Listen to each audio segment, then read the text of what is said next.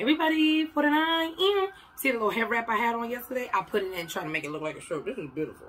It's mad versatile, but that's besides the point. So, I want to share this with y'all, right? Check it out. So, this is definitely about to be a story time, and it's a mental health story time. So, tune in. You might want to get your headphones if you want to, or turn it down. But here we go.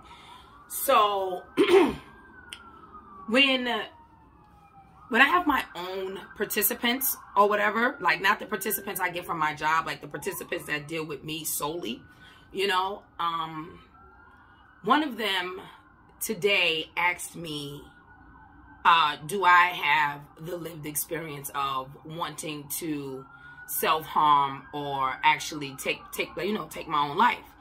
And for me, like in my job description, it's a part of your job description to share your lived experience. You know what I'm saying? For me, and I'm going to be brutally honest here, I only share lived experience that I feel is going to help the participant. Because I don't want to, I'm going to be honest, I know myself. I can be very selfish and make things about me. And that's not something I want to do. Like if I start talking about me, it just becomes about me instead of them. You know, and that's just me being honest. And I've learned in this field that that's not cool. You know what I'm saying? I learned that very early on because I didn't even notice I was doing that until another colleague of mine pointed that out. So here we go. So the participant asked me to share my story of like, she asked me, have I ever experienced that, like wanting to kill myself? And I said, yes, I have. And I just feel like in the place that she was at, it was conducive for me to share, you know, and I use my platform as a form of this is where I am now. Like, meet me where I am now. Ooh, meet me where I am now. That could be the name of this. Meet me, sorry, I have no ideas. Meet me where I am now. So that's where I am. You understand what I'm saying? I was, you know, I'm at a place where I have to tell you about what's going on now, what's happening now. So when she asked me that, you know, after we had our session, I'm just like, this is going to help her. I felt like the way she was going on, the whole dynamic of the whole interaction was like, all right, she really does feel alone, like she's the only one, or she's crazy, and all, and she was really driving that home. So, you know, and like I said, I use my platform as a form of therapy for myself, you know, because when you say it out, when you say things out loud, that's when you know it's real. You get the feel, it makes it true. Some people, that's why a lot of people don't open up their bills or their mail, because once you see it and you know it, you can't unknow what you know. You can't unsee what you see, so it's real. Here we go. I can't even tell you what year this was. But I can tell you the exactly what happened, my thought process and everything. I'm at a spot called Glen Royce in the Bronx. I'm in the Bronx and I'm with people that I'm with, one of my best friends, my sister, and I'm with the Record Crew. I'll say that. I'm with the Record Crew. So I'm with the Record Crew. We're there. It's $2 Tuesday. Hennessy was $2 a shot. I've never seen so many $2 in my life. It was like, bang, bang, bang. Twisted, right? Here we go. So at the time, I'm dealing with a person that essentially nobody really likes. But the person is, at that point, the person was just a person. You know what I'm saying? Or whatever the case may be. So I call a person like, yo, pull up on me or whatever. You gonna go home with me. At the time, I'm living in the Bronx. I'm like, nah, you gonna go home with me? Whatever. The person pulls up, backpack on, everything, ready to go. So I go and I tell my sister, but then I had told her something that she couldn't get jiggy with about the other person. She like, Alexis, I know, no, you would have never said that if it wasn't for this person. I'm going off. She's like, you're not leaving with them, this, that, and the third. So I'm like, what you mean I'm not leaving with them? She's like, no. So then they get into an argument because the person like, yo, she like, you know, she coming with me. She's like, absolutely not. Shout out to Fufu. I love Fufu. Fufu. I love Fufu. Anyway, boom. So the person leaves. The person breaks out or whatever after everybody get into an argument, whatever. So now I get in Fufu's car. I get in Fufu's truck. Fufu got a truck at the time. I get in. She had was it an Escalade? No, it was a Cadillac. It was a Cadillac truck. Fufu had a Cadillac truck. So we get in the truck or whatever. The other person we was with, they wound up taking the train. We get in the truck. And I just felt like, I cannot tell you, I mean, granted, let's be honest. Hold on, guys. I'm sorry. Give me 1 second. Let me just put this up here real quick. I don't know what this lady's talking about, but we gonna figure it out. Okay, sorry about that. So she's like, I feel like alcohol definitely had a lot to do with it. That's number one. Two, I was at a point in my life, like, I have an issue with, like, really expressing how I feel about things, because I'm always in my head. I'm always in my head, hence the forehead and eye. So it's like I'm overthinking everything instead of just being like, huh. And I'm learning to do that now. But at the time, what year was this? I can't remember the year. I'm sorry, I can't remember the year, but this was a while ago. So I'm like, okay. I'm sitting there, I'm intoxicated, one. Two, I feel like it was a rush of emotions, and I was very overwhelmed. Like, the way this person was treating me was trash. At this point, like, I was allowing them to treat me like trash. I didn't like how things were going in my life. Like, it was a very hectic time moving forward. So I'm going through all these emotions, and I just came to the conclusion in that truck. I'm like, now we're driving to Queens. I came to the conclusion in that truck. I'm like, yo, fuck this. I'm killing myself. She's driving. I open up the car door. Now she's driving a Cadillac truck. I open up the car door, take off the seatbelt, throw myself out. She's grabbing me. Now the seatbelt is right. It's like when I took the seatbelt off, it just went like, you know how you like say the seatbelt's right here, and it just caught my neck like that. I feel like that saved me, and she's grabbing me, driving one hand on me. I mean, moving in this truck. Moving just to make sure that we get home. Constantly trying to throw myself out the truck. It's like she couldn't lock the door, because if you got one hand on wheel, one hand on me, you don't have a third hand. She's not a fucking octopus. She can't go and lock the goddamn thing. So I'm telling my participant all this. She's like, oh my God, I ain't here, Alexis. And I'm all out. Part of me is working on, like, that aspect of it is, this is why I don't share, because when you look at me, that's not what you see. I don't exude. I feel like, I'm going to be brutally honest. You never know who's dealing with suicidal thoughts and suicidal ideations. I give you that wholeheartedly. However, there's some people that you look at them, you be like, yeah, it's the truth. And I don't mean to say it like that, but it is the truth. It is the truth. I feel like for people in this field, you can just look, body language, everything. Like, I'm reading your whole shit like, yeah, nah, that's that. You feeling low. You understand what I'm saying? Or, you know, whatever's going on. That's just my experience. It's the truth. I'm not saying that that's 100% guaranteed. No, I'm just saying that's like this. When you've been around a crackhead, you know a crackhead. That's all I'm going to say. That's all I'm going to say. Some things it just is what it is. I'm not saying everybody, like, you can always spot it. I'm not saying that, but when you spot it, you can spot it. So I'm telling her this, and a part of me, I'm going to be brutally honest with y'all. Part of me is just like, this is why I don't share, because of the judgment, you know? And she says, oh, and I'm working on that. And I'm just being honest. Like, these are my feelings. Like, you know, I know, like, when I share certain stuff, but that in particular, me sharing that is something I have never done. I have never said to any participant about that, but we worked through it. I just feel like with this particular one, it just wasn't going to work. Like, anything I'm throwing at her, how we communicate and going back, it's not working. I feel like I knew the core of it is that she felt alone and she felt crazy. Like, it's just her. Even if she's, knew somebody killed herself, but she don't know anybody personally that ever tried to do that. So I'm the only person that she knows personally that attempted to do that. And she was like, oh, she's saying like, oh, Alexis, you don't look like the type of person to do that. I was at a very low point in my life. And that's why I stress to people, like, you never know what somebody's going through. You got to be kind. Being kind is essential. Be kind to people. I'm not telling you to kiss ass. I'm not telling you to always be, hey, how you doing? Fine, how are you? And nobody's saying that you should do all that. What I'm saying is you got to be kind. Because somebody can be like, 49, and really be all the way depressed and going through it and wanting to off yourself. Real shit. Real shit. Real shit. Because when she looked at me, she said, I would never thought, oh my God. And even for she didn't believe. She was like, oh my God, what's going on? You understand what I'm saying? So it's just like, be kind to people. Because you never know. Mental health does not have a face.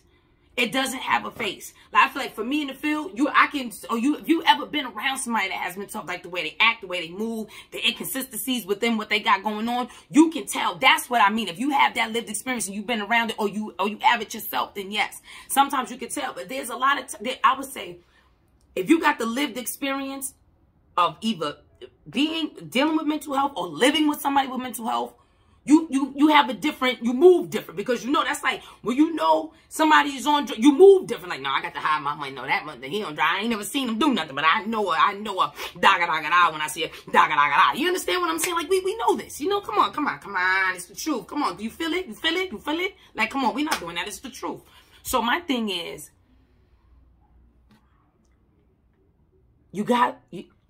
kindness is key. Be kind to people. Because you don't know what you're doing could trigger. Everybody's responsible for everybody. That's why you have people in your life that hold you accountable. Like, come on. Mental health doesn't have a face. So moving forward, so I tell her this, right? So she's like, oh, Alexis, like, what were you going through? What? And I told her, I said, at the time, I felt empty in my life. I felt like nothing was going my way. Like, people don't understand why I'm so positive, because I know what it is to wake up negative. I know what it is to be a pessimist 24/7. I know what that feels like. To not think anything good is going to happen. Like, whatever. That's not me. It's not going to happen. You know what I mean? And just trying to push forward. Even though I know I'm feeling negative, still trying to push forward. That is difficult.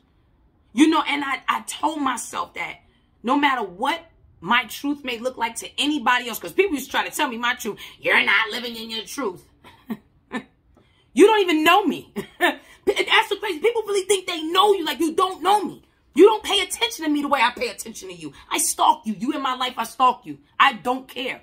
I don't care if that sounds crazy to anybody. I don't care. That's my job. I need to know you. I want to know. I need to know if somebody come to me with some craziness talking about you, I'm going to defend you anyway, because then you and I have to. It doesn't matter. I would always defend. It doesn't matter, because I like to deal with the person myself.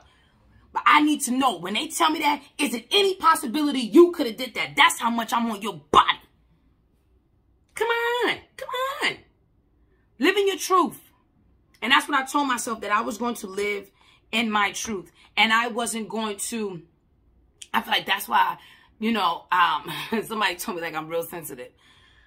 Whatever. It's for me. You know what I'm saying? That's not going to change anything. You know what I'm saying? Yes. Because I like to be able to feel my emotions. Sometimes you got to go through your emotions. So many of us suppress our emotions. And that's how some of that stuff gets triggered. You suppress. And then you start thinking, especially if you're a person like me, always in your head, cerebral, overthinking. Next thing you know, you're like, you know what? Fuck all of this. I might as well leave, because clearly it's me. Deal with that shit. Go through it. Yes, it's going to be hard. It's hard to go through stuff. Yes, that is very difficult. But it's for you. The work. You got to put in the work for anything in your life. You got to put in the work. I shared this with her. So she starts crying again. So in my mind, I said, oh my God, I'm about to trigger her. Now, I'm not saying that, but in my mind, that's what I'm thinking. And she was like, Alexis, it really feels good to know that I'm not alone, and that it's people like you. Her exact words. It's people like you that really go through stuff, and I would have never thought it. And I'm like, I understand, and I understand that. That's understandable. But I'm here to let you know, live as an example for you. Yes. Yes. And I don't share that story, or if I have shared it, it was in laughter.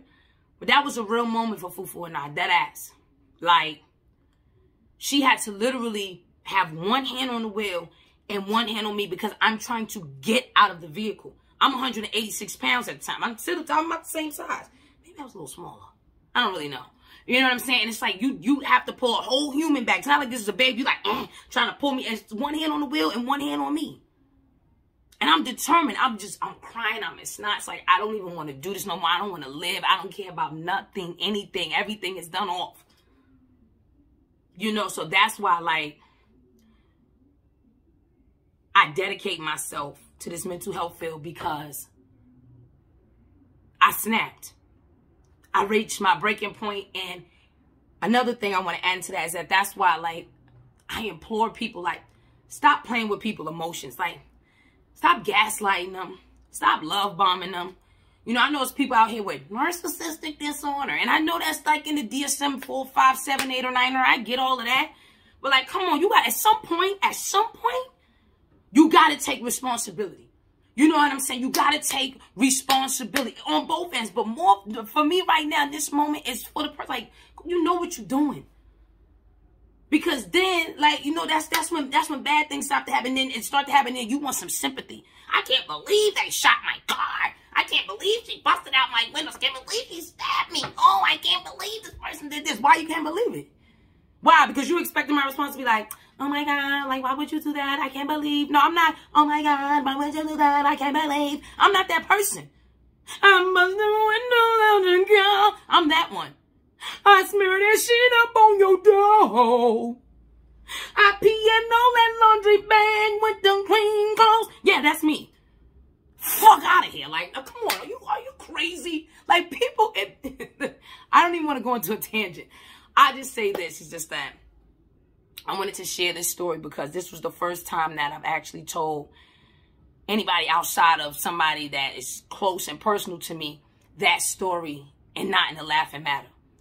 You know what I'm saying? It was for me, like, you know, laughter is a coping skill for me. Telling jokes is a coping skill for me. Always has been. You know, you make something out of a joke is less light. You know, you don't want to be heavy. You got so heavy on me. Like, you don't want to do all of that. So, you know, I bust into random song because that's who I am. But yeah, so that was like really intense. So at the end of the day, not the end of the day, but at the end of our session, you know, she felt, I feel she felt better because she didn't feel alone. And it didn't make her feel crazy. You know what I mean? Like, I feel like, you know, I can't believe she, like, you know, in the way she tried to, like, she's had suicidal thoughts, but never, like, really kind of, like,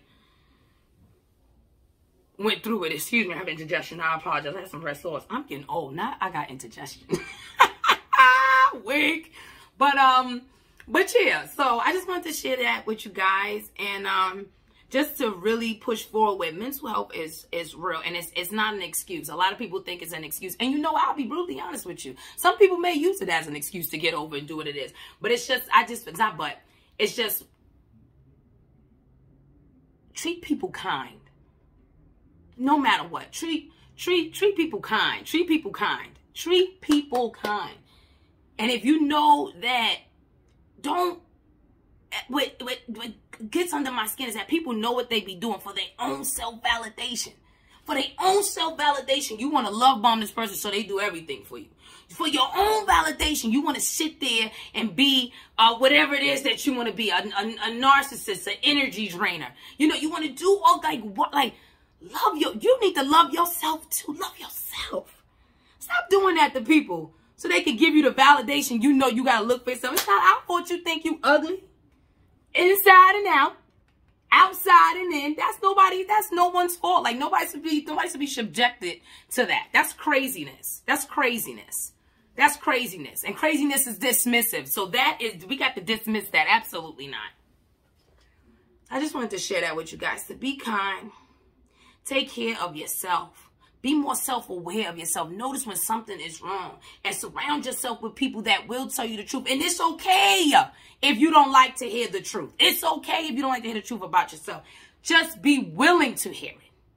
Nobody says you have to be all, oh my God. And nobody says you have to accept that truth. What we're saying is be willing to hear it because it just might be for you. You got to be willing to hear it. You got to be open to hear it. Even if you don't want to, and for those who want to hold back, no, tell your friend the truth. However, check your intent first. Check your intent first and see what is your intention for telling this person. Do you really love them? Or are you just being a bitch today? And that's for men and women. Did you hurt? Did you hurt? I know I said that wrong, but did you hurt? Just saying. So this is Forehead and I, and this is another mental health story time. And like, subscribe, share, and I hope you guys really take it seriously because mental health is serious. You know, I didn't realize anything was wrong until that day. At that big age that I was at. I was definitely, I really want to give you guys a timeline. I want to say I was 32. I may not have been 32. I really don't know. Maybe 33, 32, 33, something around that. You know what I'm saying? And it's just be self-aware, you know, and be aware of others as well and how you handle them. Be kind and understand that mental health is real. It is a real thing. Just like I'm sitting here right now telling you about it, it is a real thing. Like, I really tried to off myself because I got overwhelmed. jumping out of a moving vehicle because I'm so impulsive like that. I could never, for me, I don't want to say never because never is an extreme word. I feel like I should use it with this kind of the shame behind it, but that's neither here nor there, is that I'm too impulsive. I would never be able to plan me doing that. Like, okay, I'm going to plan to do this. That I don't feel like that's for me. Like I would offer myself in true, you know, Aries forehead and eye fashion, which is to be impulsive and to just be like, you know what, fuck it all right now. This is what I'm doing. So I just wanted to share that with you guys because it's a real thing. This is not a joke. It is not a game. And I hope you guys don't take it for a joke and a game and really recognize it within your friends and your family so you know how to move accordingly. You know what I mean? Because you don't, it's like so many people I've met have regrets of people that they lost that actually killed themselves. Like this is a whole thing that have actually killed themselves. And it's like, oh, the last thing I said to them was this, or the last thing I did to them was this. And I'm not saying you the cause. It could have happened anyway. What I'm saying is just like, be mindful. Be mindful. Start taking responsibility, accountability of how you affect people and what you do. You're not allowed to just treat people any type of way. You're not allowed to do that. You're not allowed. You don't know what can, y'all. I'm going to share one story with y'all.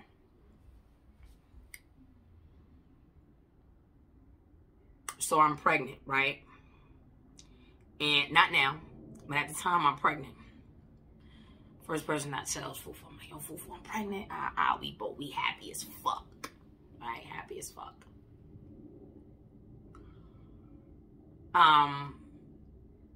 Complications happen. I lost the baby. I lost my son. So that happens.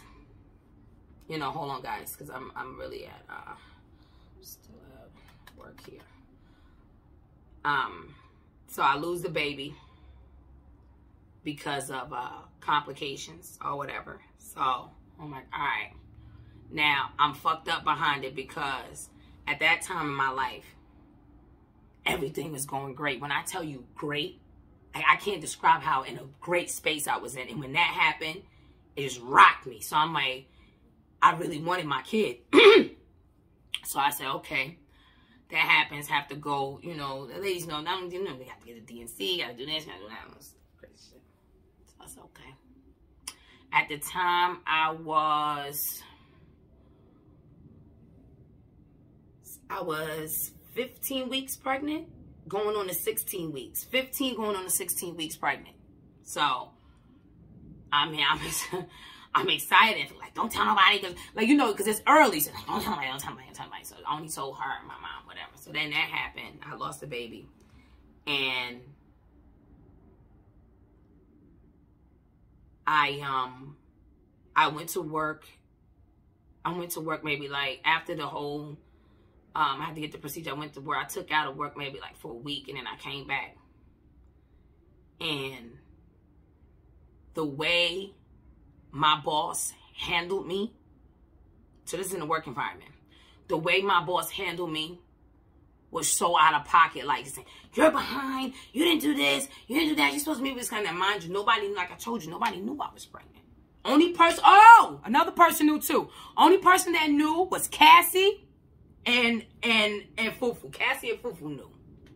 Cassie and Fufu knew, because Cassie went with me to get the pregnancy test. Sure did. I was like, bitch, I think I'm pregnant. So, yeah. So, I remember that. Cassie. Yeah. So, I feel like the way my boss handled me, like, where my job was, I was near the closest train to me was the 4 train. And at the time, there was a 4 train. So, at the time, like, I'm going home or whatever, and I'm just standing there, and I just kind of like zoned and clicked out, like, everybody's gonna treat me like this. Like, I'm going through the roughest time of my life. I just got overwhelmed. Like, all these things start flooding back. It's like I told you, I live in my head. I tried to walk on the train tracks when somebody got me, and this is on the 4 train. This is on the 4 train. You know, it was cold outside, freezing. I never had on a Calvin Klein brown coat, long brown coat. It was freezing outside. I'm in that train station, I'm just spaced out. And I feel like if that guy who was my right, my left, if the guy who wasn't on my left wouldn't have, like, grabbed me, I wouldn't even be here today. That's why I say treat people kind no matter what. Like, if you're in a work environment, you a supervisor, like, you know what I'm saying? I have to supervise people too. Talk to people kindly. I understand, like, don't be kind. And with any arena that you're in, be kind. Because you don't know how that could trigger another person. And yet, no, that's not your fucking responsibility. Nobody's saying that. However, be kind. Be kind. That's all I'm saying. I just want to really recognize mental health because you don't know. And the reason that I'm sharing and I'm very, my hands are sweating talking about this is because I don't like talking about stuff like that. However, I feel like if you don't, it don't make it real for some people. And what I'm saying now could help or save someone. I don't know, but that's my hope. That you are not alone. Like, you ain't the only person that tried to do that to yourself. And you can have a process of recovery from that. That's what I'm saying. So, what an I am. And be mindful of your mental health and the mental health of others.